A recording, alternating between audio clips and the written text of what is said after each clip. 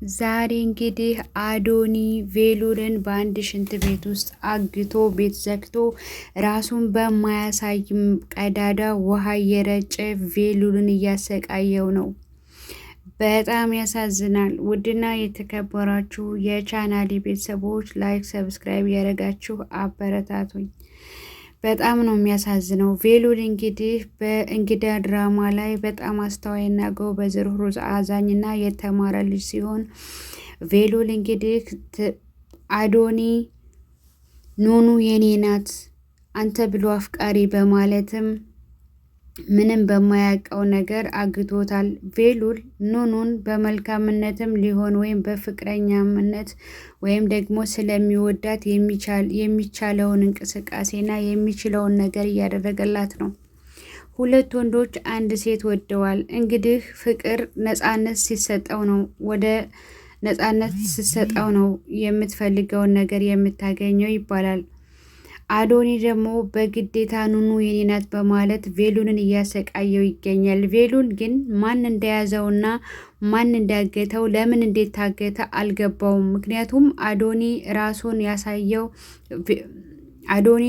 ያሳየው በስተመጨረሻ ፓርት ላይ ነው። ቀጣይ ላይ ምን እንደሚሆን እናያለን። ምን ፈልጋችሁ ነው? ከኔ ምንድን ነው የምፈልጉት? እያለ እየጮኸና እየተወራጨ እነማን ናችሁም ቢልም መልስም የሰጠው ሰው የለም። ነገር ግን በትንሽዬ ቀዳዳ በላይቱ ላይ ውሃ እየተረጨና እጅና እግሩ ታስሮ እየተሰቃየ በአንድ ሽንት ቤት ውስጥ ይገኛል። ሄለን በጣም ደስ ብሏታል። ምክንያቱም ሄለን ቬሉን እንዲታገድና ቬሉን ማሰቃየት ስራዋ ነው። ምክንያቱም እያንዳንዱን ቤት ውስጥ ያሉትን ልጆች ጨርሳለች። የቀራት ቬሉል ነበረ እና ቬሉል ግን ማን የያዘው እያለችም ሄለን ሴራዋን ቀጠለች። ኑኑ እባክሽ እትዬ እኔ ምንም ነገር ማድረግ አልፈልግም፣ ምንም ነገር አላደርግም፣ እባክሽን ቬሉል ተይዟል በማለትም ስትማጸናት አይተናል። እሷም እንግዲህ ባክሽ አልሰማሽም፣ አንቺ ነሽ፣ በአንቺ ምክንያት ነው እያለችም ነገሯን እያቀሳሰረች ሄለን ትገኛለች። ወይዘሮ ሄለን እንግዲህ ቬሉል ልጇ ልክ እንደ ልጇ ነው፣ ባትወልደውም የባሏ ልጅ ማለት ልጇ ነው። አጀብ ያስብላል ነገሩ። እንደዚሁ መታገቱን ያላወቀች እህት ኤልሹ በድንጋጤ የምታደርገውንና የምትይዘውን እንዲሁም ደግሞ ኑኑን አንቃ በመደብደብና ኑኑን ለማፈን የታረግሽው እያለች በድንጋጤና በስሜታዊ ኑኑን እያሰቃየቻት ትገኛለች።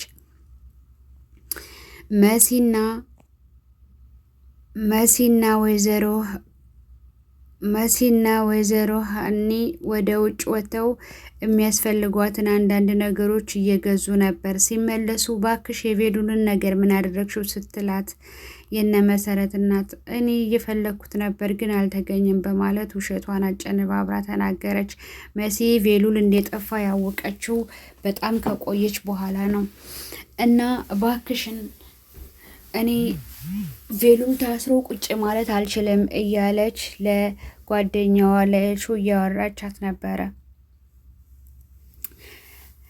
እናማ በጣም ነገሮች የተዘበራረቁባት፣ አሁን ደግሞ የምርመራ ውጤቷ ነጻ ሲሆን፣ ህመሟ ነጻ ሲሆን ደግሞ የቬሉል መታሰር ወይም ደግሞ ቬሉል መያዙ ያስጨነቃት ኑኑ በክላሷ ቁጭ ብላ ከዚህ በፊት የሚያደርጉትን ቃለ ምልልሶች እያስታወሰች አረፍ ብላለች።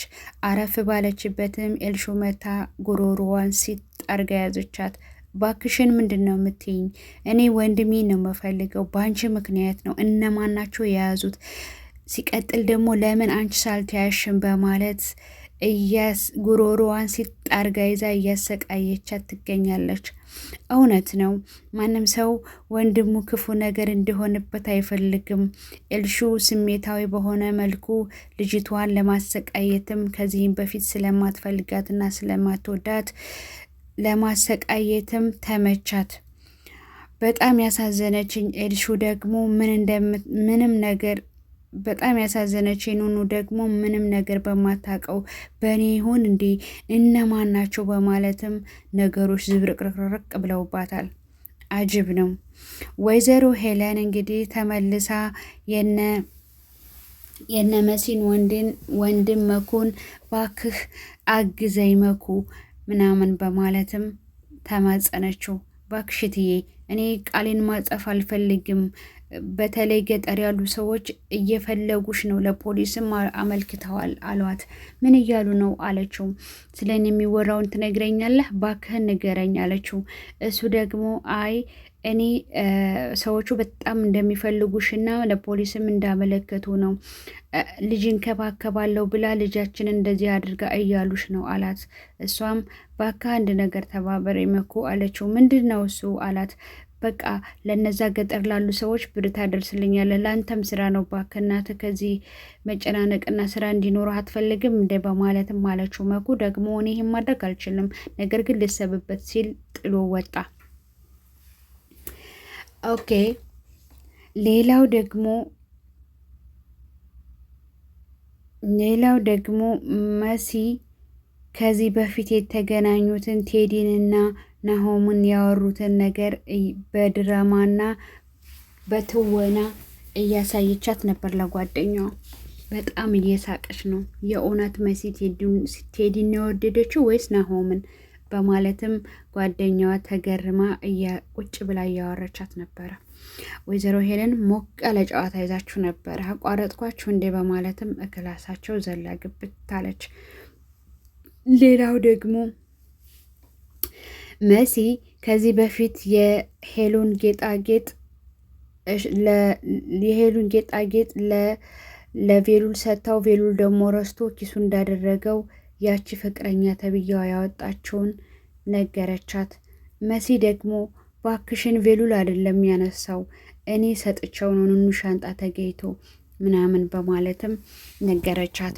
እንዴት ሆኖ አለች። ምክንያቱም ቬሉል ይሄን ነገር ሊያደርግ አይችልም ብለን እኛማ መልሰንላታል አለች የመሲ ጓደኛ። እናማ ከዚህ ቀጥሎ የሚሆነውን ነገር እናያለን። ምክንያቱም ኪሱ ረስቶት ይሆናል እንጂ እኔ ነኝ የሰጠሁትኝ እኮ በማለትም መሲ ነገረቻት። እንዴ አንቺም ታውቂ ነበር እንዴት ሆኖ ስትላት፣ እኑኑ ሻንጣ እኮ አርገውባት ከዛ በኋላ እሷ ደግሞ ሻንጣዋን ከማንጣቷ በፊት አውልቃ ሌላ ቦታ አስቀመጠችው ስላየችው፣ ምክንያቱም ይሄን ያደረገችው ኤልሾ ናት በማለትም ተመካከሩ። ያም ሆነ ይህ በጣም የሚያሳዝነው እንግዲህ ቬሉል ነው። ቬሉል በአንድ ክላስ ውስጥ ሆኖ አዶኒ እንዳገተው አወቀ። ምን ይፈጠራል? አጎትየውስ የት ነው ዛሬ? አላየነውም። ቴዲና አጎትየው ባንድ ሆነዋል። እንግዲህ ቀጣይ ክፍል ላይ ምን እንደሚመጣ ማየት ነው። ወይዘሮ ሄለን እንግዲህ የቤቱን ብስቁልቁልቁል አድርገዋለች ይመስለኛል። እንግዲህ አባትየው የሞት አይመስለኝም።